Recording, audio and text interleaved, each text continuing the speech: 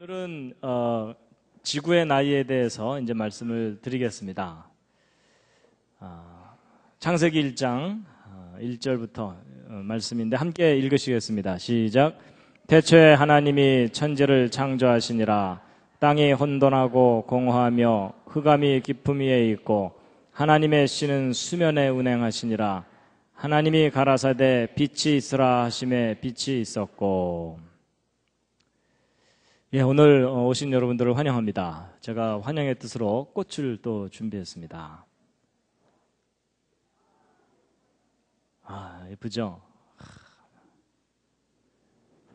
하여튼 하나님께서 참 기가 막히게 만드셨습니다. 예, 이제 오늘은요, 과학적 연대 측정, 지구의 나이인데요. 미리 말씀드려야 될 것 같습니다. 오늘 좀 어렵습니다. 그래서 너무 무리가 된다 싶으시면 그냥 중간에 주무셔도 괜찮습니다. 지구의 나이에 관한 것인데요. 방사성 동위원소 연대 측정 방법 믿어도 되나 뭐 이런 겁니다. 일단 뭐 저런 어려운 단어가 나오니까 일단 기가 죽으시죠. 예, 큰일 났다 나 문과인데 뭐 이러시면서 신명기 32장에 있는 말씀인데요. 함께 읽으시겠습니다. 시작. 옛날을 기억하라. 역대의 연대를 생각하라. 내 아비에게 물으라. 그가 내게 설명할 것이요. 내 어른들에게 물으라. 그들이 내게 이르리로다. 옛날을 기억하고 역대의 연대를 생각하라. 도대체 이 역사가 어떻게 된 건지 생각하라는 겁니다. 아비에게 물어라. 어른들에게 물어라. 그러면 설명해주고 대답해줄 것이다 라고 돼 있죠. 근데 문제는 요즘 어른들에게 이 지구가 얼마나 오래됐어요? 이렇게 물어봐도 잘 대답을 못 해줍니다. 왜냐하면 바쁘니까. 그렇죠? 예. 그래서 우리의 삶이 너무 분주하다 보니까 이제 이런 부분에 대해서 우리가 잘 알지 못하고 대답을 못 해줍니다. 근데 성경에는 분명히 대답해 줄 것이라고 되어 있기 때문에 사실 어른들이 대답해 줄 수 있어야 됩니다. 현재 진화론에서는요, 우리가 살고 있는 이 우주가 한 150억 년 이상 됐을 거다 이렇게 얘기합니다.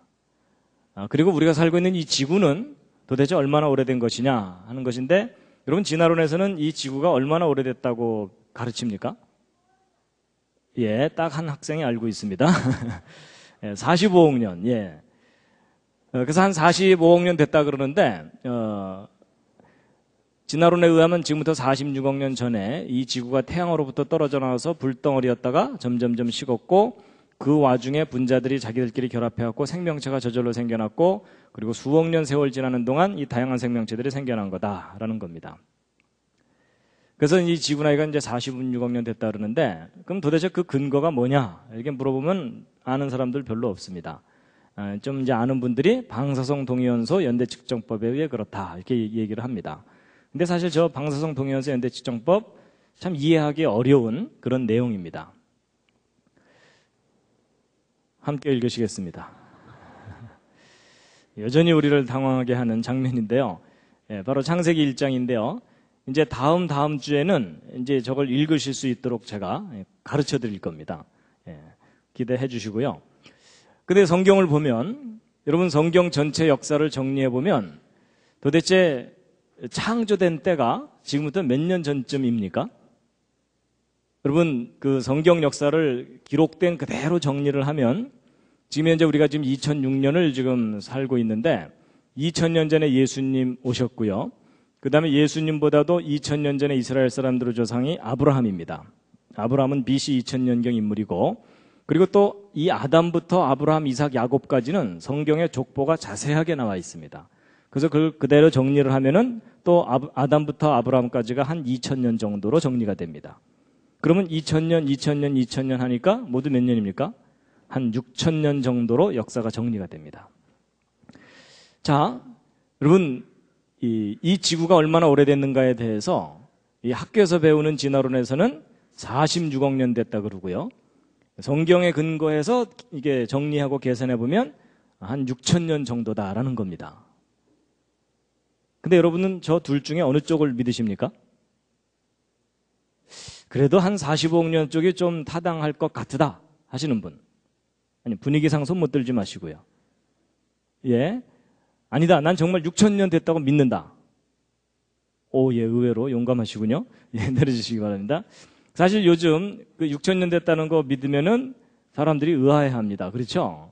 저 사람이 과학교육을 안 받았군. 뭐 이러면서. 예. 그랬더니 어떤 분은요, 이쪽도 아닌 것 같고, 이쪽도 아닌 것 같고, 두 개 더해서 나누자. 뭐 이러는 분도 있습니다. 예. 그런데 이제 성경에 보면은 어른들에게 물어보라고 돼 있습니다. 그러면 대답해 줄 거라고. 예. 그래서 이제 우리가 이것에 대해서 좀 우리가 자세하게 알아야 되는데요. 여러분, 겉보기 나이라는 게 있고 실제 나이라는 게 있습니다. 여러분, 사람도요, 겉보기 나이가 있고 실제 나이가 있죠. 그러면서 옆에 있는 분을 쳐다보는 건 실례입니다.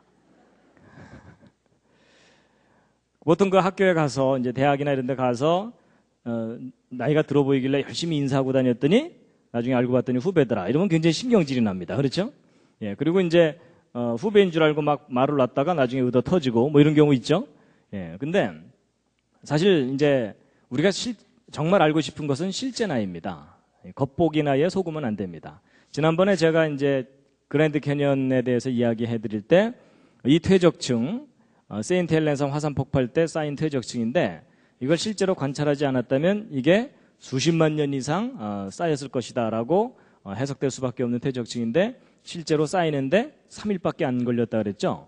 예. 그래서 겉보기에는 한 몇십만 년 된 것 같아 보이지만 실제로는 3일, 뭐 전체 쌓인 기간은 2년밖에 안 되는 겁니다. 그래서 우리가 겉보기 나이와 실제 나이를 혼동하면 잘못된 결론을 얻게 됩니다.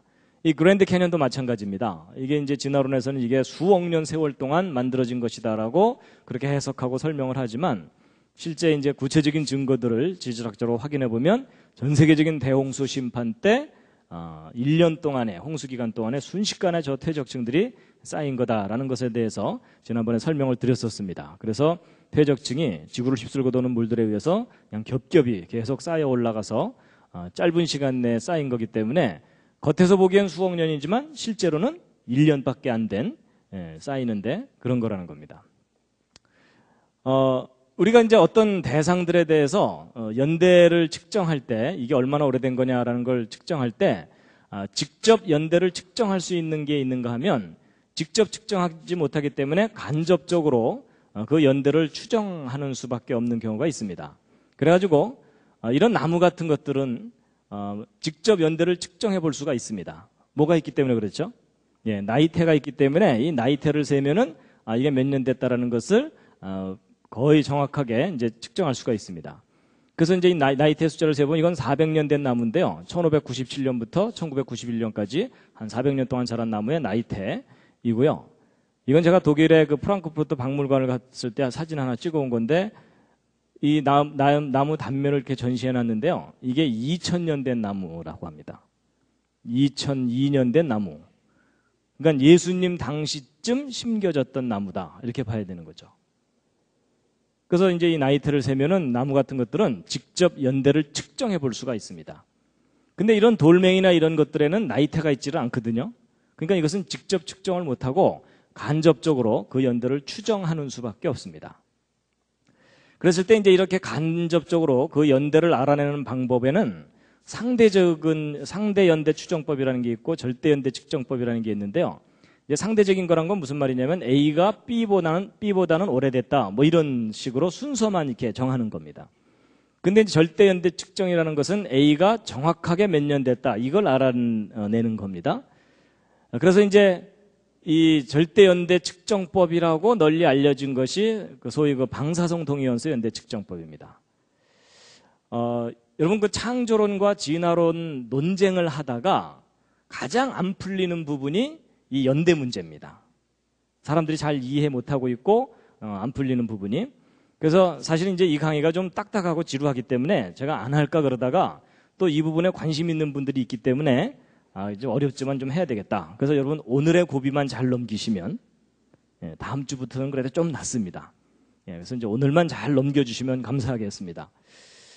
그래서 이 방사성 동위원소 연대 측정법으로 이제 절대 연대라는 걸 측정한다는 건데요. 제가 여기다 물음표를 써놓은 이유가 사실 이 방사성 동위원소 연대 측정법이 어떤 절대적인 연대를 알아낼 수 있는 방법이 아닙니다.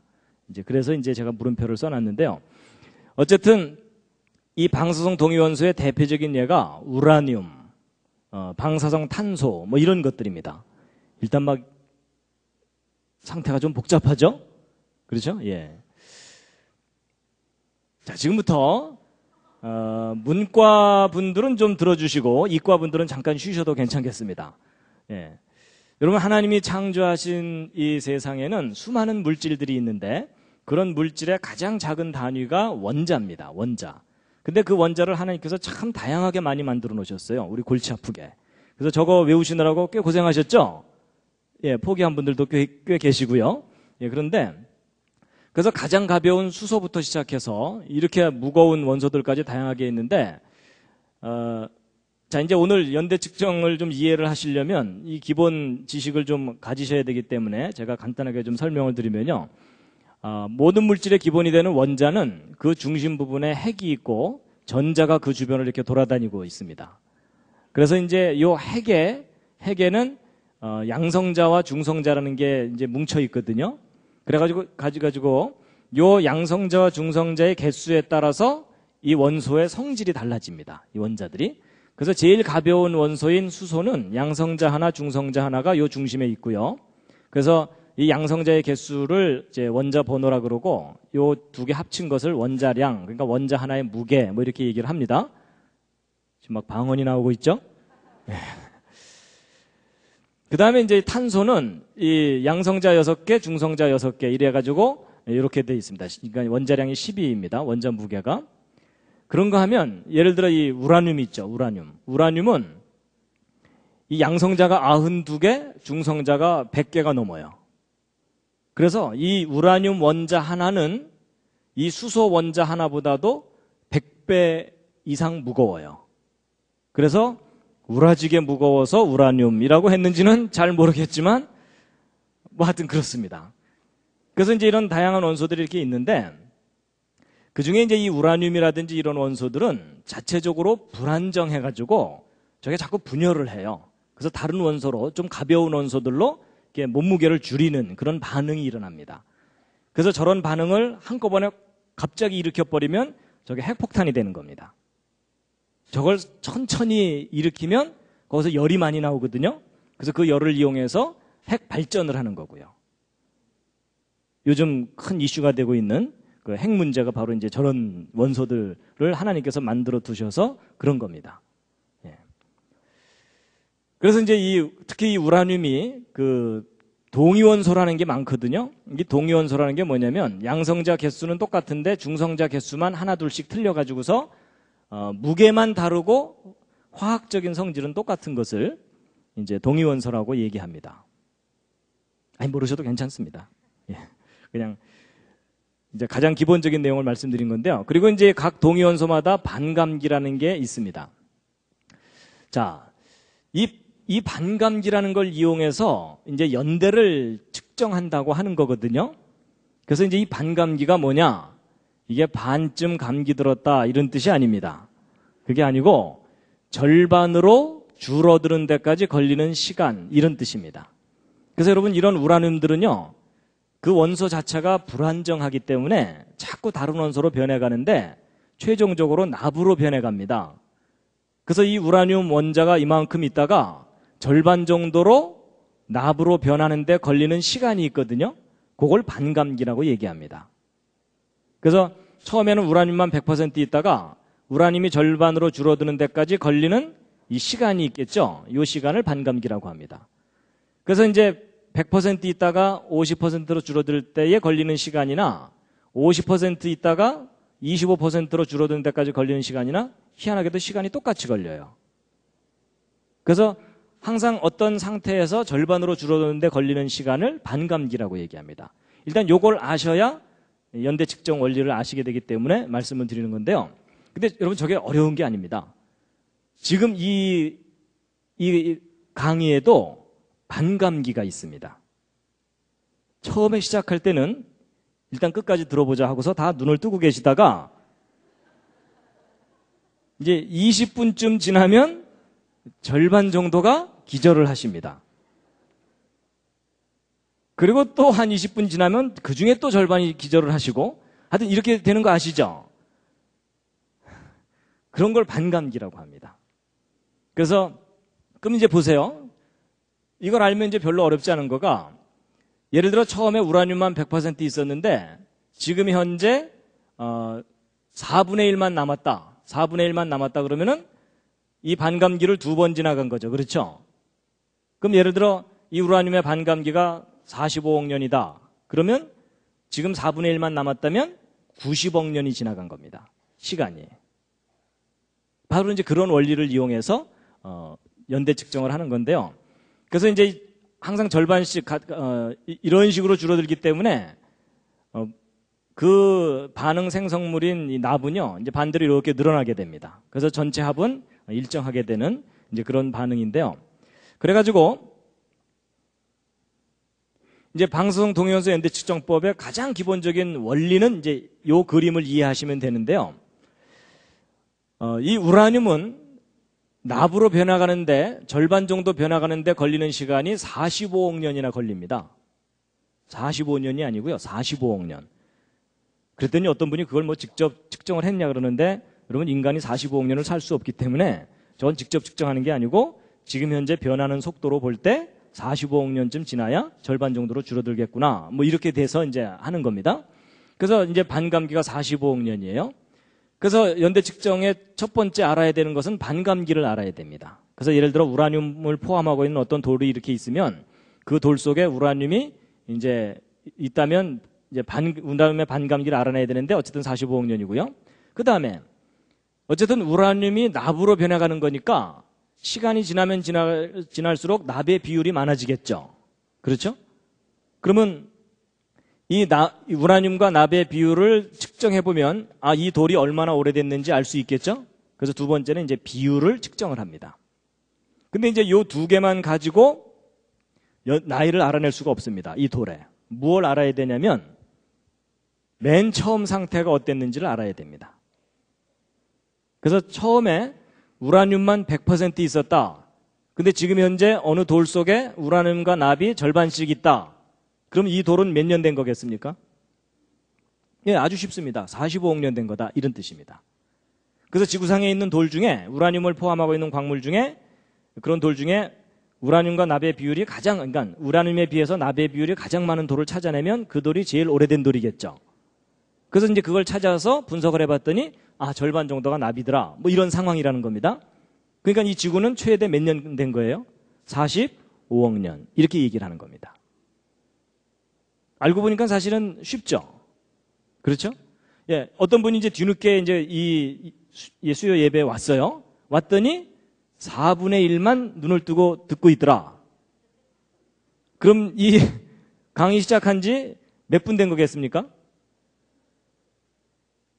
20분의 절반씩이니까 40분 지난 거예요. 그렇죠? 그래서 지금 시작한 지 40분 지났구나라고 알게 되는 것과 같은 이치입니다. 쉽죠? 알고 보면 쉬워요. 그래서 이제 이런 방법으로 지구 나이가 45억 년 됐다라고 얘기를 하는 거거든요. 그러면 원리가 참 산뜻하고 믿을만 하잖아요. 그렇죠?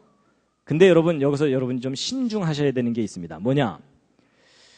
여러분 이 세 가지 조건을 알게 되면 이제 결국 이 돌이 얼마나 오래됐다는 것을 알게 되는 건데, 잘 보세요.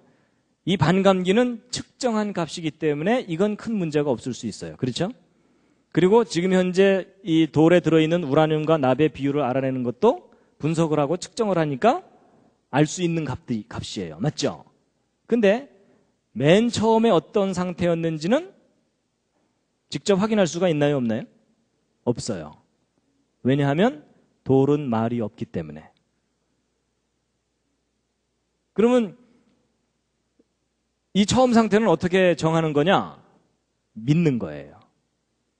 왜냐하면 우라늄은 결국 납으로 변해가니까 시간을 거꾸로 돌리면 맨 처음에는 우라늄만 있었을 것이다 라고 믿는 거예요. 그러니까 여러분 이 세 가지 중에서 이 두 가지가 아무리 확실해도 첫 번째 것이 믿어야 되는 거라면 결론도 믿어야 되는 거예요. 그렇죠? 바로 이게 연대 측정의 가장 근본적인 문제예요. 이 처음 상태를 모르면 결론이 안 나오게 돼 있어요. 근데 이 처음 상태는 확인할 수 있는 게 아니고 믿어야 되는 값이다라는 겁니다.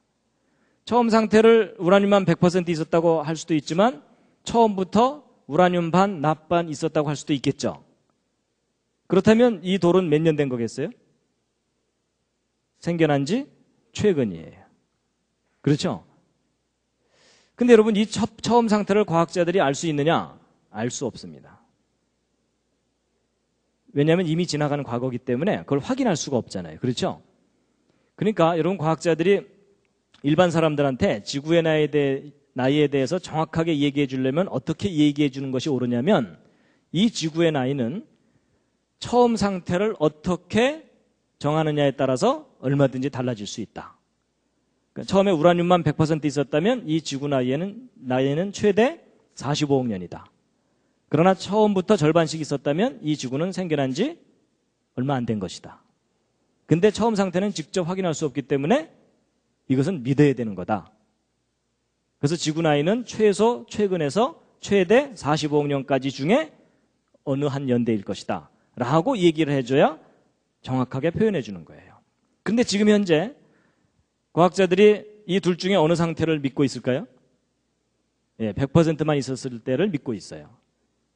그래서 최대값을 사람들에게 얘기해 주고 있는 겁니다. 근데 왜 최대값을 얘기해 주느냐? 왜냐하면 왜 그럴까요? 진화론에서는 가능한 한 긴 시간이 필요하기 때문에 그렇습니다. 창조론에서는 긴 시간이 필요한가요? 그럴 필요가 없어요. 그렇죠? 그래서 여러분 진화론은 그 진화론이 사람들에게 설득력 있게 받아들여지려면 굉장히 긴 시간이 필요해요. 그래서 저 다양한 가능성 중에 최대값을 항상 얘기하는 겁니다. 그래서 처음 상태를 모르는 것이 연대 측정의 가장 근본적인 문제점이다라는 것을 이제 말씀을 드렸습니다. 그래서 결국 이거는 좀 논리적인 얘기니까 넘어가고요. 결국 연대 측정은 처음 상태를 모르기 때문에 정확한 값으로 연대를 알아낼 수가 없다는 겁니다.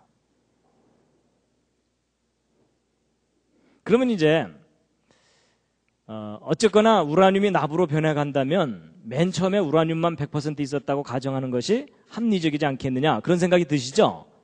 그런데 한 가지 재미있는 단서가 발견됐어요. 뭐냐? 초기 조건이 100% 우라늄이 아닐 가능성이 높다는 거예요. 뭐냐면 여러분 제가 아까 우라늄이 납으로 이렇게 변해간다고 말씀을 드렸지만 실제로는 곧바로 납으로 변하는 게 아니라 이렇게 기구한 운명을 거쳐서 납으로 변해갑니다. 조금 이따 시험 보겠습니다. 그려라.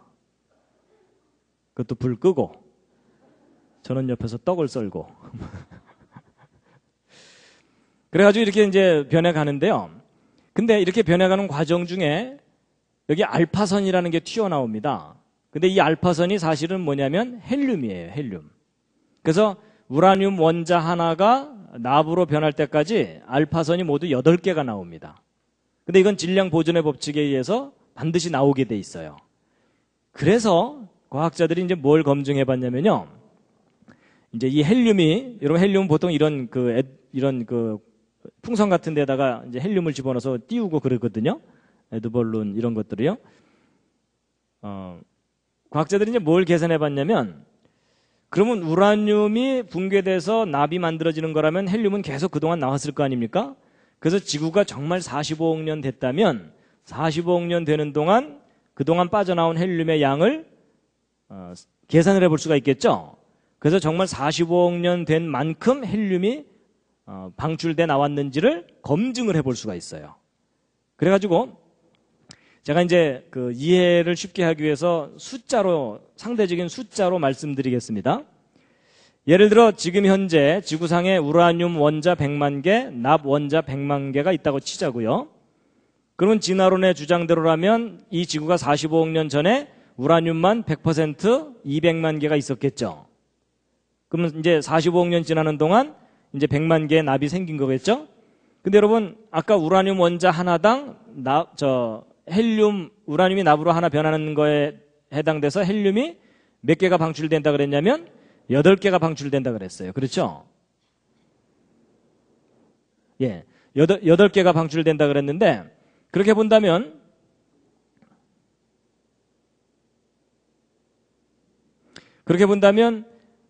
이제 우라늄 100만 개가 줄어들었으니까 헬륨은 몇 개가 방출돼야 되겠습니까? 제가 너무 어려운 부탁을 드렸나요? 몇 개가 방출돼야 되냐면 800만 개가 방출돼야 돼요. 그렇죠? 그럼 이제 정말 지구가 45억 년 된 거라면 이 지구 표면에는 헬륨이 800만 개가 있어야 돼요. 그렇거든요? 근데 여러분 이제 과학자들이 이 지구상에 있는 헬륨의 양을 측정을 해봤어요. 뭐 지구 전체를 다 뒤져갖고 측정했다는 얘기는 아니고 헬륨은 가볍고 골고루 퍼지기 때문에 어느 한 지역에서 농도를 측정하면 지구 전체 값을 크게 오차 없이 측정할 수가 있거든요. 그래서 정말 800만 개가 있는지 측정을 해봤는데 몇 개가 있을 것 같습니까? 지금 지구상에? 몇 개가 있으면 그래도 45억 년 지났다고 믿어주시겠습니까? 여러분은 얼마나 너그러우신가요? 80% 이상은 있어야 된다고 생각하시는 분. 이런 분들은 아주 엄격한 분들입니다. 50% 정도만 있어도 믿어주겠다고 하시는 분. 상당히 너그러우신 분들입니다. 10%나 20%만 있어도 믿어주겠다고 하시는 분들, 무모한 분들입니다. 근데 여러분, 이 800만 개가 지구상에 있어야 되는데 지금 현재 지구상에 몇 개가 있느냐? 8개 있습니다. 8개 있다 그러니까 또 어떤 분들은 미국에 하나 있고 뭐 영국에 하나 있고 뭐 이렇게 있나 이러시는데 뭐 개수로 8개가 아니고 비율로 볼 때 100만 분의 1밖에 없다는 얘기예요. 그럼 지구가 45억 년 된 게 아니란 얘기예요. 45억 년 됐으면 이 800만 개가 있어야 되거든요. 100만 분의 1밖에 없다는 얘기는 100만 개 중에 하나만 납으로 변하는 정도 시간밖에 지나지 않았다는 거예요. 그러면 100만 분의 1만 납으로 변한 시간밖에 지나지 않았다는 얘기는 초기 조건은 오히려 100% 우라늄이 아니라 처음부터 절반씩 있었다고 해야 옳다는 겁니다. 그래서 이 방사성 동위원소 붕괴에 의해서 지구 연대를 주장하는 과학자들한테 이상한 점이 바로 이거예요. 너무 헬륨이 적다는 거예요. 지금 지구상에. 자, 그런데 이제 보세요. 지금 이 물리학자들이 이런 상황을 알까요, 모를까요? 자기 전공인데 알겠죠. 그렇죠? 그러면 저걸 어떻게 해결할까요?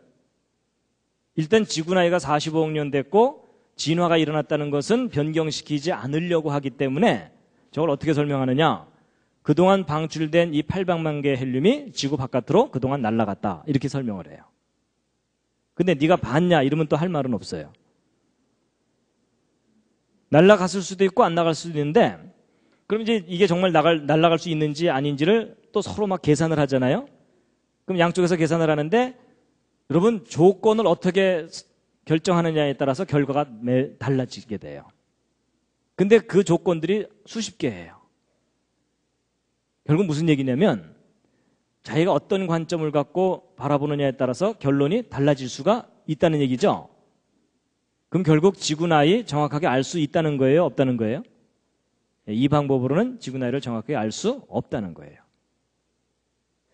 그러니까 이게 무슨 얘기냐면 일반 사람들은요, 이 과학자들이 무슨 특별한 존재인 것처럼 생각했고 돌멩이 하나 주고서 이거 얼마나 오래됐는지 좀 알아주세요 이러면은 과학자들이 무슨 기계에다가 이렇게 탁 집어넣고 단추 딱 누르면 끼리릭 끼리릭 끼리릭 한 다음에 주인님 몇 년 됐습니다. 뭐 이렇게 나오는 줄 알아요. 근데 그렇지가 않습니다. 실제 그 연구를 시작해서 결론이 나올 때까지 모르는 거 투성이에요. 모르는 거 투성인데 과학자들은 모르는 게 있으면 항상 어떻게 하느냐? 이런 조건이 이렇다면 하고 가정을 하게 돼 있어요. 그래서 가정이 그 과정 중에 하나라도 들어가면 결론은 사실이 아니라 믿는 거예요. 왜냐면 이 가정을 믿어야 이 결론이 나오니까요. 그렇죠? 근데 바로 연대 측정이라는 것도 뭔가 정확한 프로세스에서 정확한 값이 나오는 줄 알지만 이렇게 불확실한 면들이 여기저기에 있다는 겁니다. 그래서 길게 설명드렸지만 결론이 뭐냐? 지구 나이는 방사성 동위원소의 특징으로 정확하게 알 수가 없다는 겁니다.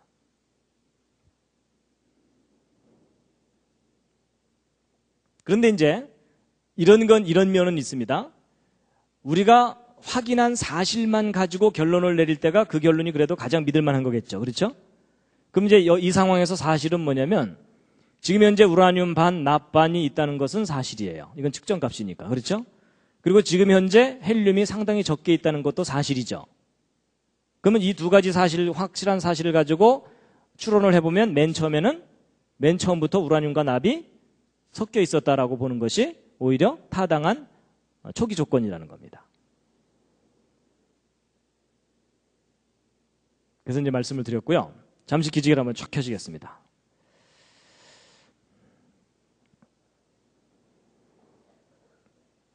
역시 오늘은 어렵죠? 예, 그냥 집에서 잘 걸 뭐 이러는 분들도 있으실 겁니다. 자, 좌양좌하셔서 옆에 있는 분 안마를 시원하게 해드리겠습니다. 좌양좌하셔서요.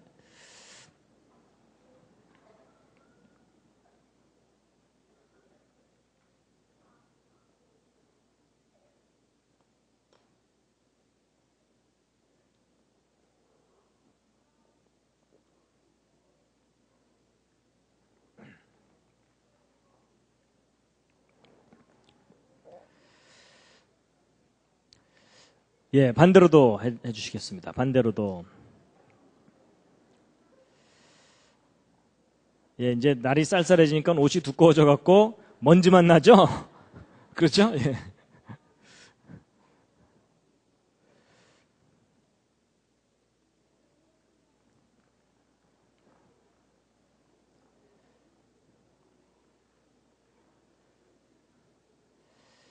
예.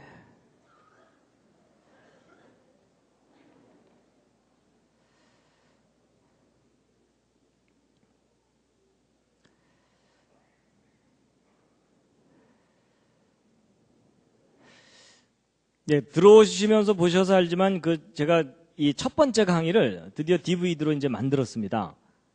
그래서 이렇게 강의한 내용을 그대로 찍은 다음에 자료 화면들을 다 이렇게 집어넣어 가지고 이제 이해하기 쉽게 이렇게 만들었는데 특히 첫 번째 강의는 전도 대상자에게 이렇게 권해드리면 아주 효과가 있습니다.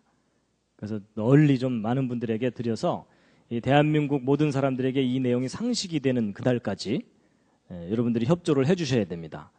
그래서 이게 상식이 되면요, 이 내용이 상식이 되면 대한민국 기독교 국가 됩니다. 거의 뭐 안 믿는 표정들이신데. 자, 이제 근데 이런 겁니다. 여러분 이제 앞에까지 얘기한 것은 어느 정도 이론적이고 논리적인 얘기였고요. 여러분 아무리 좋은 논리도 실제 적용했을 때 맞아야만 돼요. 맞죠? 그래서 이제 방송 동영상 연대 측정 원리는 이게 만들어져 있지만 그걸 실제 현장에 적용했을 때 맞아야 그 방법이 옳은 거잖아요. 그렇죠? 그래서 이제 실제 이 그랜드 캐년에 대해서 연대 측정한 결과를 예로서 말씀을 드리겠습니다. 정말 방송 동영상 연대 측정 방법이 믿을만한지요? 여러분 이 그랜드 캐년은 지난번 말씀드린 대로 이게 이제 쌓인 후에 깎여나가고 뭐 이런 과정을 되풀이한 건데 일단 이 처음에 퇴적층이 이렇게 쫙 쌓였다가 한번 깎여나갔어요. 그렇죠? 깎여나가지고서 이제 선캄브리아계 퇴적층이 이렇게 지금 있고요. 그 다음에 이제 대홍수 때 다시 퇴적층이 쌓인 거예요. 그렇다가 홍수 이후에 호수가 뻥 터지면서 그랜드 캐년의 계곡이 푹 깎여나갔다 이런 말씀을 드렸죠. 그래서 단계적으로 이제 이렇게 형성된 것인데 그런데요. 이 선캄브리아계가 이제 고생된데 이 그랜드 캐년의 주 퇴적층이 쌓인 기간은 한 3억 년쯤이라고 이렇게 보고 있습니다. 그래서 이 그랜드 캐년에 대해서 이제 연대 측정을 해야 되는데 근데 이제 여러분 그런 거 아세요? 모든 암석에 대해서 동위원소 연대 측정을 하는 게 아닙니다. 일단 퇴적층에 대해서는 방사성 동위원소 연대 측정을 적용하지 않습니다. 자, 이게 무슨 말이냐? 일단 옆에 있는 분과 한번 상의해 보시겠습니까? 퇴적층에는 방사성 동위원소 연대 측정을 적용할 수 없다라는 말이 무슨 말인지 별로 상의하고 싶은 표정들이 아니십니다. 여러분 이게 무슨 말이냐면요. 이 퇴적층, 바로 이게 어디서부턴가 옮겨와서 쌓인 것을 퇴적층이라고 하는데, 여러분 보세요. 우리가 알고 싶은 건 뭘 알고 싶은 거냐면 이 퇴적층이 쌓인 때가 언제냐를 알고 싶잖아요. 그렇죠? 근데 이 퇴적층 속에 들어있는 이 우라늄이나 납은 퇴적될 때 쏙 들어가는 게 아니고 이 흙들이 옮겨오기 전부터 그 흙 속에 포함되어 있던 것들이에요. 맞죠?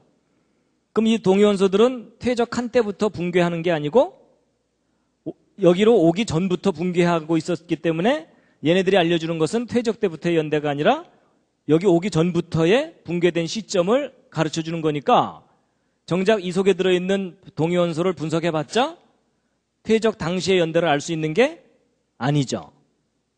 그래서 여러분 퇴적층에 대해서는 퇴적암에 대해서는 방사성 동위원소 연대 측정 방법을 적용하지 않아요. 해봤자 의미도 없고. 그런데 그런 사실 모르셨죠? 근데 여러분 지구상에 있는 지구 표면에 있는 대부분의 암석은 뭐라고요? 퇴적암들이에요. 그리고 정작 우리가 알고 싶은 것도 퇴적된 연대를 알고 싶은 거예요. 근데 대부분의 퇴적암에 대해서는 측정을 직접 못해요. 참 아이러니한 일이죠. 그럼 이제 어떻게 해야 되느냐? 이 속에 있을 수 있는 어떤 화성암에 대해서만 합니다. 이게 마그마가 녹았다가 굳어진 거 있죠? 그런 것들에 대해서만 연대 측정이 가능해요. 그래가지고 이 그랜드 캐니언의 구조를 보면은요, 대부분은 다 퇴적층이기 때문에 이걸 직접 떼어내갖고 연대 측정하는 게 불가능하고, 여기 보시면은 이 산캄브리아기 퇴적층 중에 이 카디나스 베이설트라고 하는 화성암이 있어요. 요거에 대해서 이제 연대 측정이 가능하고, 그 다음에 여기 용암이 이렇게 뿜어져 내려온 이런 게 있거든요. 이제 요거에 대해서만 연대 측정이 가능해요. 그래갖고 여기 보시면 여기 까맣게 흘러내린 거 있죠? 그러니까 이 용암은 계곡 파이고 난 다음에 흘러내린 거잖아요. 근데 요 밑에 있는 것은 이 퇴적층 형성됐을 때 이제 형성된 거겠죠. 그러니까 요 밑에 있는 이 카디나스 베이설트라고 하는 것하고 요 위에 흘러내린 것 사이에는 진화론에 의하면 적어도 몇 년 이상 차이가 나야 되냐면 이 고생대 퇴적층 쌓이는 데만 3억 년 걸렸다 그러니까 적어도 3억 년 이상 연대 차이가 나야 되죠. 어느 쪽이 젊어야 됩니까? 요 위에 흘러내린 게 젊어야 되죠. 그래갖고 이제 요 두 샘플에 대해서 방사성 동위원소 연대 측정을 한 결과값이 바로 요 값들인데, 요걸 좀 크게 좀 해가지고 크게 해서 이제 그 연대를 알려드리면요. 일단 여기 있는 카디나스 베이설트라고 하는 이 암석에 대해서 연대 측정을 여러 가지 방법으로 해봤더니 평균 10억 년보다 약간 아래예요. 그렇죠? 그러면 여기 흘러내린 이 용암은 이것보다는 적어도 몇 억 년 젊어야 되죠. 그렇죠? 그러니까 대략 5억 년 근처의 연대가 나와야 되겠죠? 근데 실제 이제 요 샘플에 대해서 기존의 방사성 동위원소 연대 측정 방법을 그대로 적용을 해서 연대를 측정해 봤더니 몇 년이 나오느냐? 평균 10억 년이 넘어요. 이건 너무 이상하죠? 그러니까 손자가 할아버지보다 더 늙은 거예요.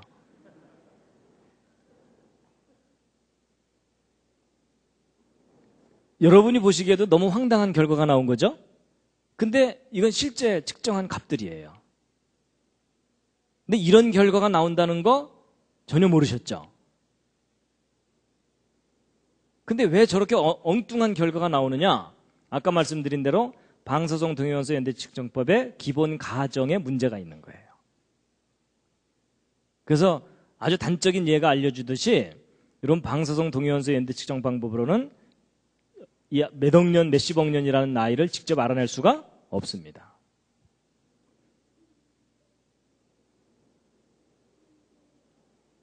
그래서 이제 이 방사성 동위원소 연대 측정으로는 이런 것들을 알 수가 없고요. 그리고 지난번에 말씀드린 대로 이 퇴적층이 대홍수 때 1년 만에 쌓인 거라면 이런 연대들이 의미가 있겠어요, 없겠어요? 사실 아무 의미가 없는 겁니다. 이제 그 이유가 바로 이제 이 초기 조건, 처음 상태가 어땠느냐에 대해서 모르기 때문입니다. 그래서 이 방사성 동위원소 연대 측정법은요, 측정법이 아닙니다. 추정하는 겁니다. 그나마 수많은 모순들을 안고 있는 그런 방법입니다. 그럼 이제 여러분이 한 가지 궁금한 게 있을 텐데요. 뭐냐면 신문이나 텔레비전이나 이런데 가끔 뭐 이런 거 나와요. 뭐 몇 억 년 전 화석이 발견됐다. 뭐 이런 거 있죠. 그럼 이제 사람들은 그런 발표를 들으면 무슨 생각을 하냐면 과학자들이 어련히 알아서 방사성 동위원소 연대 측정으로 그 화석에 대해서 연대를 측정했겠거니 이런 생각하시죠? 그건 너무 아니란 생각입니다. 여러분, 과학자들이 절대로 화석의 연대를 직접 측정할 수 없습니다. 여러분, 아까 제가 말씀드린 대로 이 그랜드 캐니언의 퇴적층은 직접 연대 측정 못한다 그랬죠. 그리고 또 뭐가 있냐면 이런 물고기 화석이나 이런 것들은요, 저런 화석들 속에는 몇 억 년의 연대를 측정할 수 있는 동위원소가 들어있지 않아요. 기껏 들어있어봤자 탄소 동위원소인데 그 탄소 동위원소는 기껏해야 10,000년 이상을 넘어갈 수가 없어요. 측정 결과의 정확도가. 그렇거든요. 근데 보통 이런 그랜드 캐니언 속에 들어있는 이 물고기 화석 같은 것들은 진화론에 의하면 몇 억 년 전 것들이거든요. 그러니까 도저히 이 화석도 직접 측정을 못하고 이 퇴적암도 직접 측정을 못해요.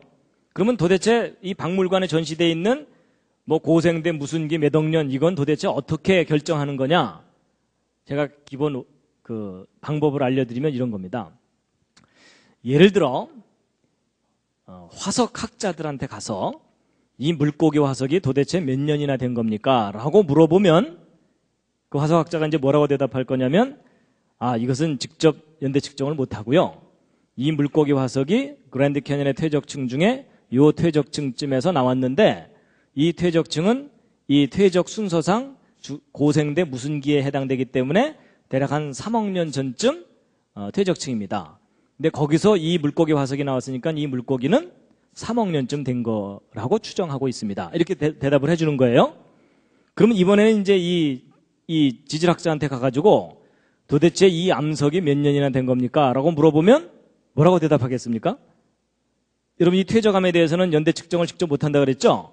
그러니까 직접 하지 못하니까 이 퇴적암 속에서 이 물고기 화석이 나왔는데 이 물고기 화석은 진화의 순서상 고생대 이 어류가 살았던 시대에 존재했었을 생명체니까 지금 한 3억 년 전쯤 생명체로 추정이 됩니다. 근데 요게 여기서 나왔으니까 이 퇴적층은 한 3억 년쯤 된 거라고 보고 있습니다. 이렇게 하는 거예요.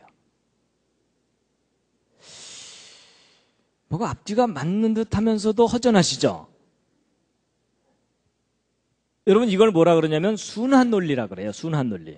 A는 B에 핑계를 대고 B는 A에 핑계를 대면서 서로가 절대적인 근거를 제시해주지 못하는 경우를 순환 논리라고 하거든요. 근데 바로 화석과 퇴적암에 대한 연대 측정이 이런 방법으로 이루어지고 있어요. 이런다는 사실 모르셨죠? 뭐 어련히 알아서 정확하게 측정했을라고 믿어주셨죠? 믿어주신 게 잘못하신 겁니다. 더 이상 방법이 없어요. 근데 왜 이렇게 하느냐면 이 이상 방법이 없어서 그래요. 그래서 여러분, 그 박물관에 전시되어 있는 그 몇 억 년 있죠?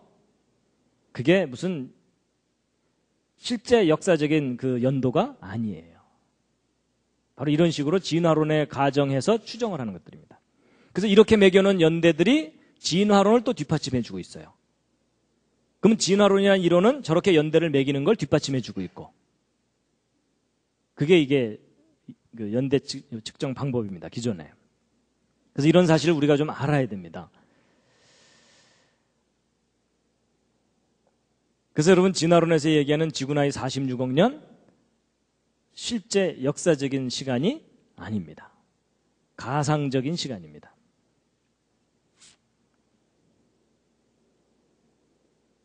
그동안 너무 믿어주셨습니다.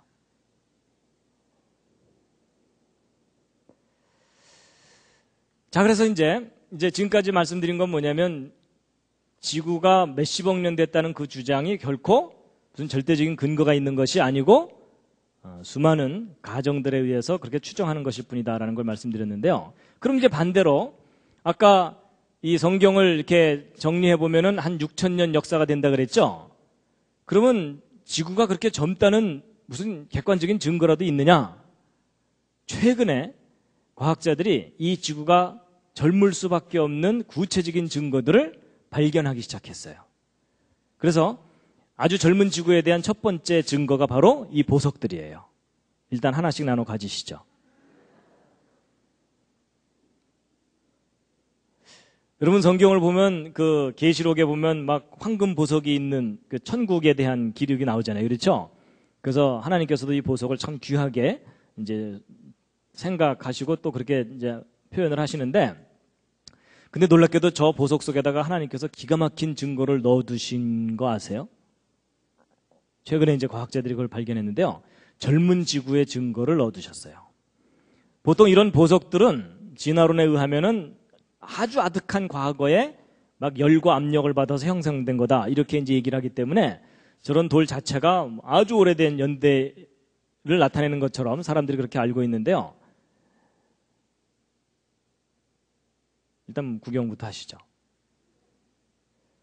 근데 이런 보석 종류가 기본적으로 지르콘이라고 하는 암석이거든요. 그래서 지르코늄, 실리콘, 산소 이런 것들이 막 복합적으로 이렇게 결합이 돼가지고서 이런 결정체를 이루는 겁니다. 그런데 최근에 과학자들이 이제 어떤 걸 발견했냐면, 이런 지르콘이라고 하는 이런 보석들 속에 우라늄 원자들이 아주 미세하게나마 들어있다는 것을 알게 됐어요. 그래갖고 이 속에 들어있는 이 우라늄이 시간이 지나면서 붕괴되면서 헬륨을 방출시키거든요, 이렇게. 그런데 놀라운 사실은 이런 것들이 막 몇 억 년 이상 됐다고 사람들이 그렇게 생각해 왔었는데, 몇 억 년 전에 이게 정말 존재했었다면 그동안 방출된 헬륨은 원자 크기가 너무 작기 때문에 아주 쉽게 저 암석 바깥으로 빠져나가요. 그러면 저런 돌이 정말 수억 년 세월 지난 거라면 저 속에는 그동안 방출된 헬륨이 남아있질 않고 대부분 다 슬슬슬 빠져나가 있어야 돼요. 근데 최근에 어떤 것들이 발견됐냐면, 이제 15억 년쯤 됐을 거라, 15억 년 전에 만들어졌을 거라고 하는 이런 이 보석 속에서 상당량의 헬륨이 남아있는 게 확인이 되고 있어요. 그럼 무슨 얘기냐면요, 이게 만약에 정말 이런 보석이 수십억 년 전에 만들어진 것이라면 이 우라늄이 붕괴되면서 방출되는 이 헬륨이 비교적 짧은 시간에 빠져나가 버리거든요. 그럼 지금 현재 이런 돌 속에는 헬륨이 있을 수가 있어요, 없어요? 거의 없어야 돼요. 맞죠? 근데 지금 현재 이런 돌 속에 상당한 헬륨이 발견되고 있거든요.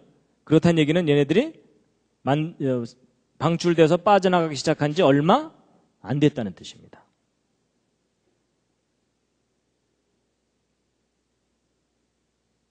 그래서 보통 이런 것들 막 10억 년 됐다 막 이런 식으로 그동안 막 얘기를 했었는데, 절대로 그렇게 오래된 돌이 아니라는 강력한 증거가 발견된 거예요.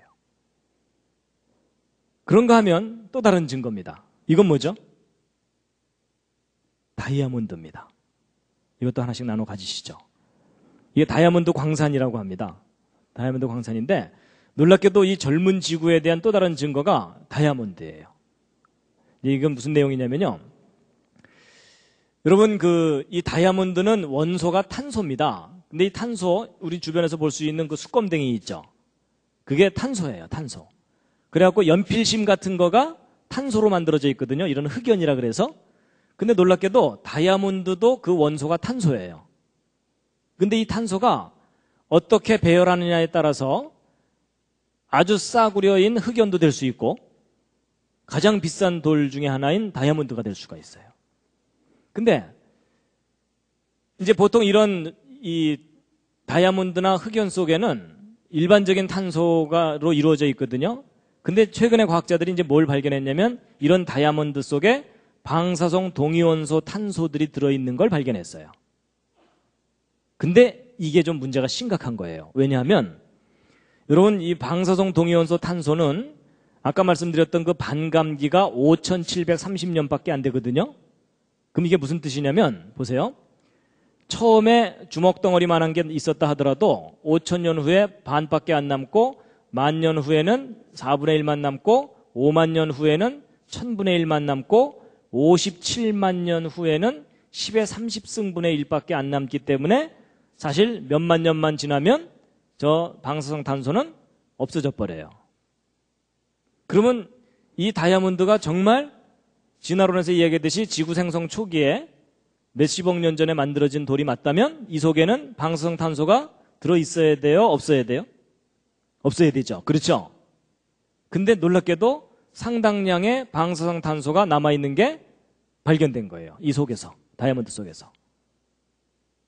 그동안 저런 다이아몬드가 무지 오랜 세월 전에 만들어진 것이라고 생각했었는데 이 다이아몬드가 만들어진 지 얼마 안 됐다는 증거가 발견된 거예요. 조금 전에 말씀드린 그것과 똑같은 원리입니다.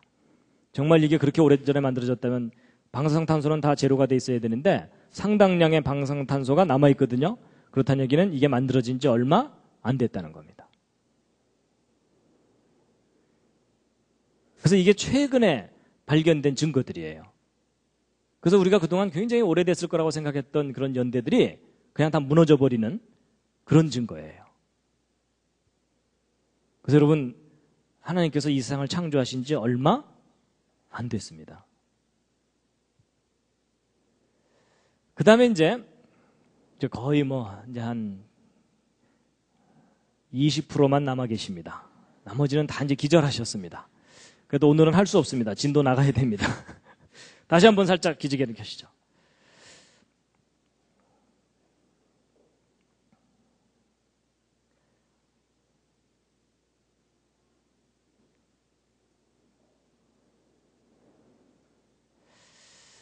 그 다음에 이제 신문 같은 데 이렇게 보거나 텔레비전을 보면은 뭐 구석기 시대 유물이 발견됐는데 탄소 동위원소 연대 측정을 했더니 뭐 몇만 년이더라 이런 거 있죠. 인간의 유골도 발견을 했는데 뭐 직립원인의 유골을 발견했는데 뭐 그게 뭐 몇십만 년 됐다 뭐 이런 얘기들을 하잖아요.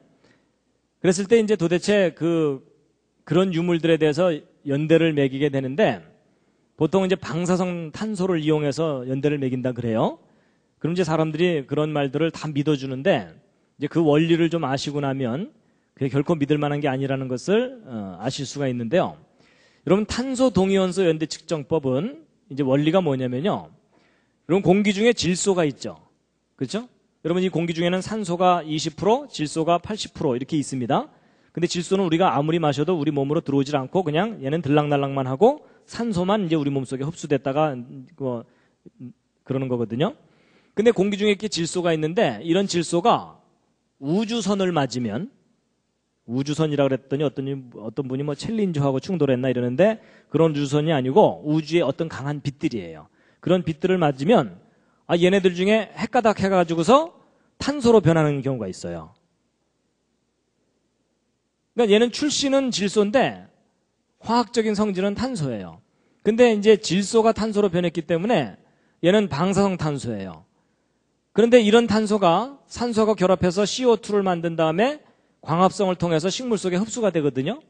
그럼 이렇게 흡수된 이런 식물을 이런 말이나 이런 초식 동물들이 뜯어 먹으면 이 몸속에 방사성 탄소들이 저렇게 들어가겠죠. 그렇게 이제 그래서 얘가 이제 살아있는 동안에는 먹고 배설하니까 몸 안의 농도가 일정하게 유지되다가 얘가 죽고 나면 어떻게 되겠어요? 더 이상 들어오는 방사성 탄소는 없는데 얘는 시간이 지날수록 점점 붕괴되어 가거든요. 그래서 얘가 죽고 나면은요, 이 속에 들어있던 방사성 탄소가 다시 질소로 되돌아가 버려요. 그래갖고 시간이 지날수록 점점 이렇게 방사성 탄소의 양이 줄어들게 돼 있어요. 그러면 방사성 탄소가 얼마나 줄어들는지를 측정하면 이 뼈가 얼마나 오래됐는지를 알 수 있겠죠. 그래갖고 이제 바로 그런 방법으로 측정을 하는 거예요. 그래서 아까 제가 반감기가 5,000년 정도라 그랬기 때문에 예를 들어 이제 처음에 이런 상태였는데 지금 현재 2개밖에 안 남았다. 그럴 경우는 5,000년 정도가 2번 지난 간 거잖아요.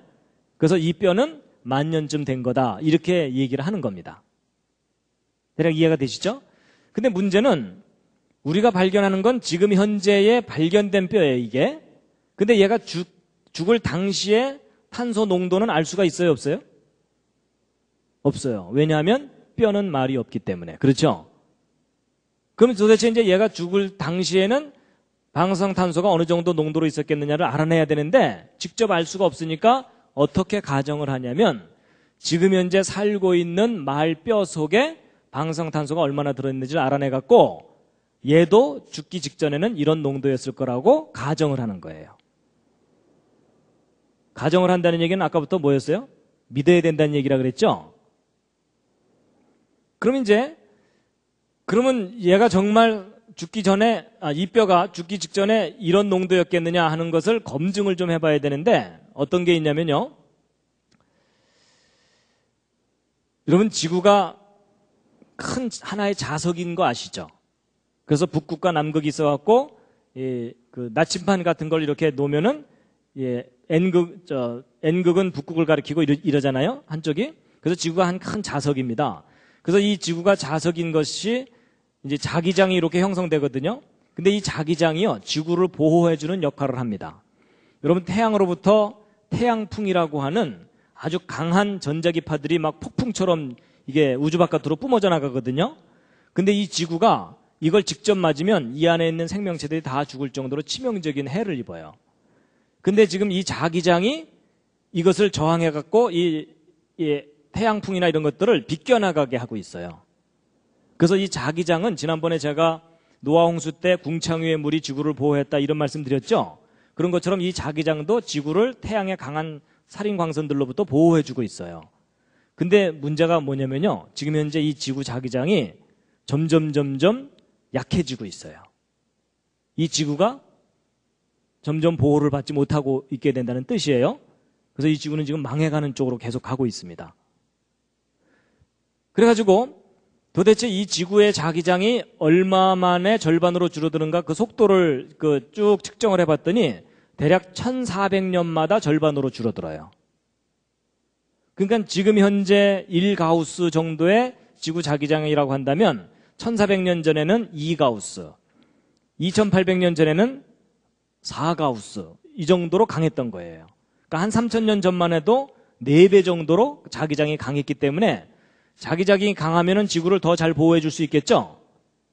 근데 3000년 전에 지구 자기장이 4배로 강했다면 왜 지구 바깥에서 들어오는 강한 전자기파들이 상당히 많이 막아지죠.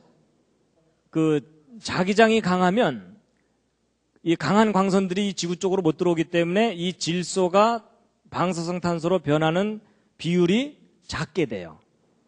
그러면 지금부터 3000년 전만 하더라도 이 방사성 동위원소가 대기 중에 아주 희박했던 거예요. 엷었던 거예요. 그러면 지금부터 2~3000년 전에 죽은 동물의 몸속에 들어있던 방사성 탄소는 원래 적었던 거죠. 그렇죠? 근데 문제는 지금 우리가 어떻게 계산을 하냐면 지금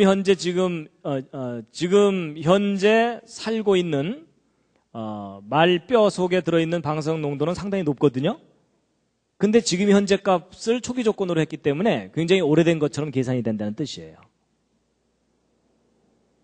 그래서 바로 이런 것들이 이 과정 속에 들어있기 때문에 방사성탄소 동위원소를 분석해가지고 연대를 정확하게 측정한다는 일이 그렇게 정확한 값이 아니라는 겁니다.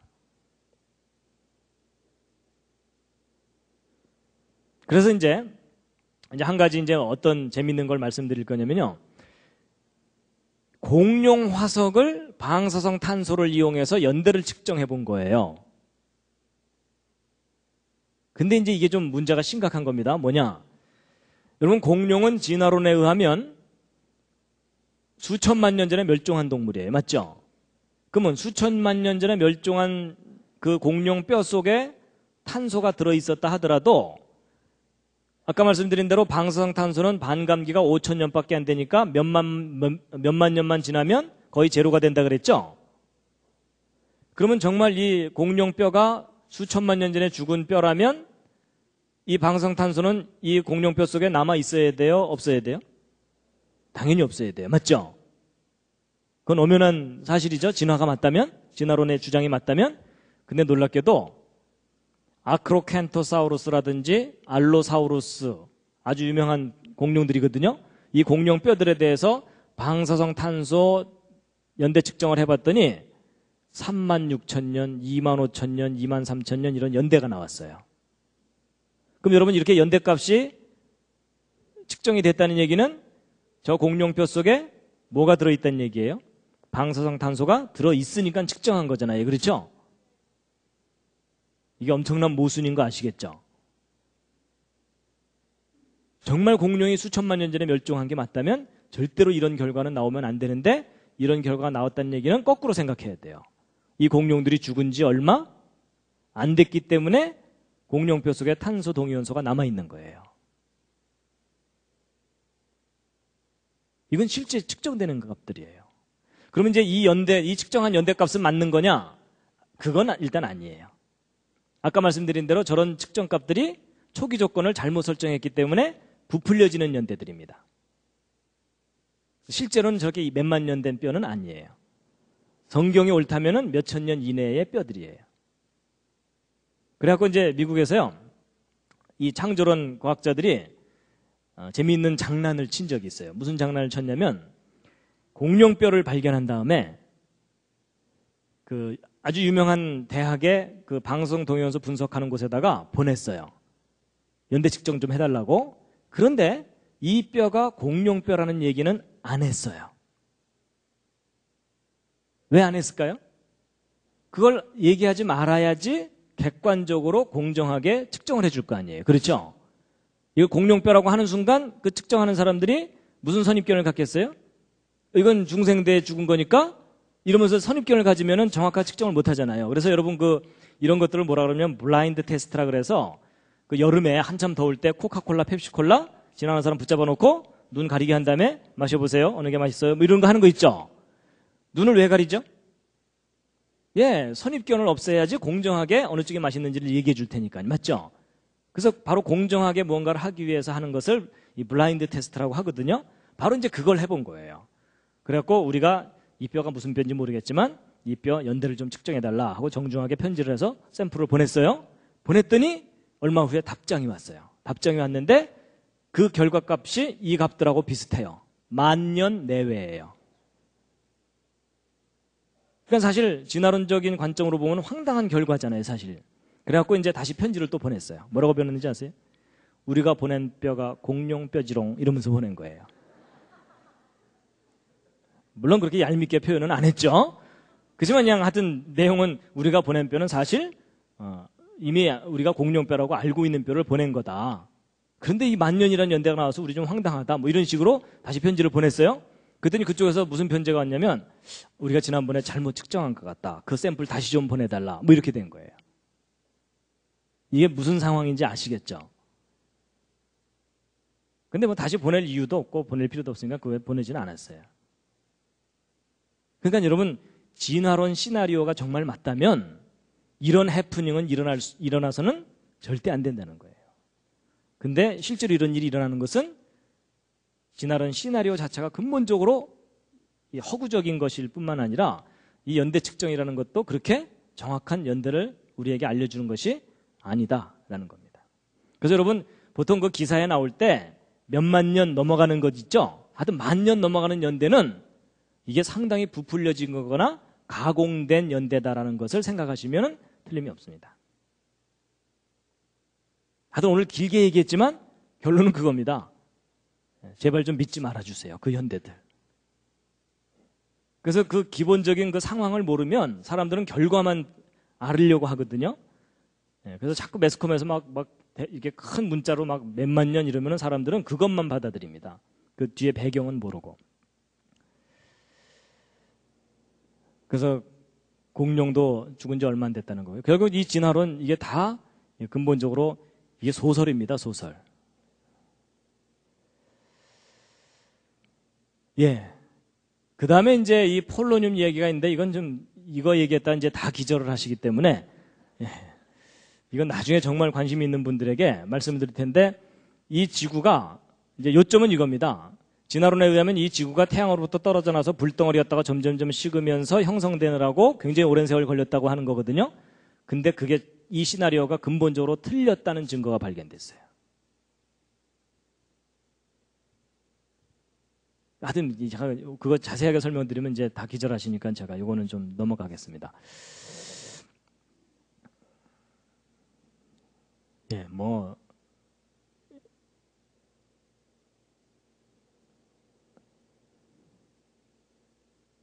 그래서 여러분 이 지구가 그렇게 오래된 별이 아니다라는 것에 대한 증거들이 이런 보석들 속에서 이제 발견되고 있다라는 것을 최근의 뉴스를 이제 말씀드렸고요. 그래서 진화론에서 얘기하는 그 연대들이 이제 잘못된 것이고, 그리고 지난번에 이제 그 제가 인구 증가 계산해 드렸었죠. 예, 인구 증가라는 것으로 검증을 해보아도 이 지구는 뭐 몇십만 년 이상 됐다는 것도 인류 기원 연대가요. 몇십만 년 이상 됐다는 것도 이제 허구다라는 것을 이제 말씀드린 것도 좀 기억을 해 두시고요. 그다음에 이제 역사에 대해서도 지난번 인류 기원 얘기할 때 우리는 하도 진화론 교육을 받다 보니까 구석기 시대가 막 따로 있었다 이렇게 생각하는데 그게 아니라 원시와 문명은 항상 공존해 왔던 거다. 이런 모든 것들을 종합해서 볼 때 결국 인류의 역사, 지구의 역사, 생명의 역사가 진화론에서 얘기하는 그런 연대들이 절대 아니라는 겁니다.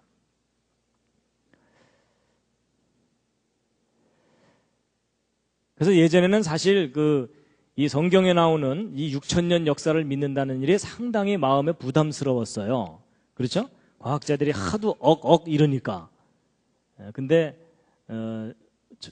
과학이 발달하고 자세한 발견들이 이루어지면서 이 지구가 창조된 지 정말 얼마 되지 않았구나라는 것을 믿을 만한 증거들이 자꾸 발견되고 있습니다.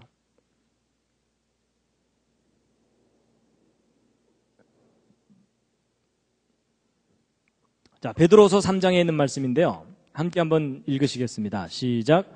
먼저 이것을 알지니 말세에 기롱하는 자들이 와서 자기의 정욕을 조차 행하며 기롱하여 가로되 주의 강림하신다는 약속이 어디 있느뇨? 조상들이 잔후로부터 만물이 처음 창조할 때와 같이 그냥 있다 하니 이는 하늘이 옛적부터 있는 것과 땅이 물에서 나와 물로 성립한 것도 하나님의 말씀으로 된 것을 저희가 잊으려 함이로다. 그럼 베드로서를 보면요, 사람들이 나중에 조롱을 한다는 겁니다. 그냥 오래전부터 있었던 것처럼 앞으로도 계속 될 텐데 뭐 언제 끝이 있고 뭐 이러겠느냐. 그냥 호박 같은 세상 둥글둥글 그냥 살자.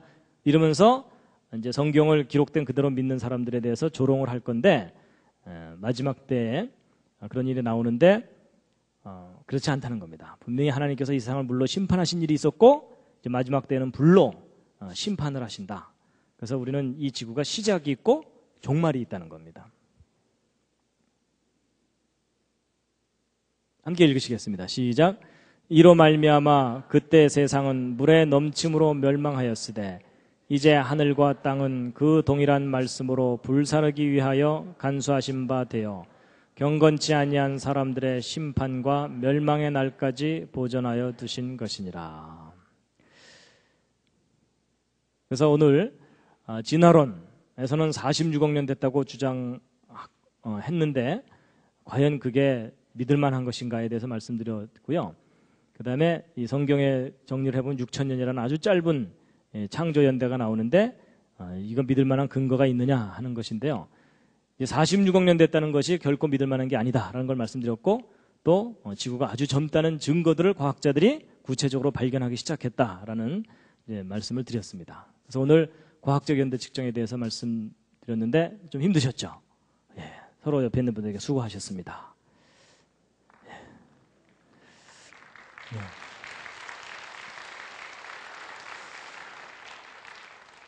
마지막 꽃입니다.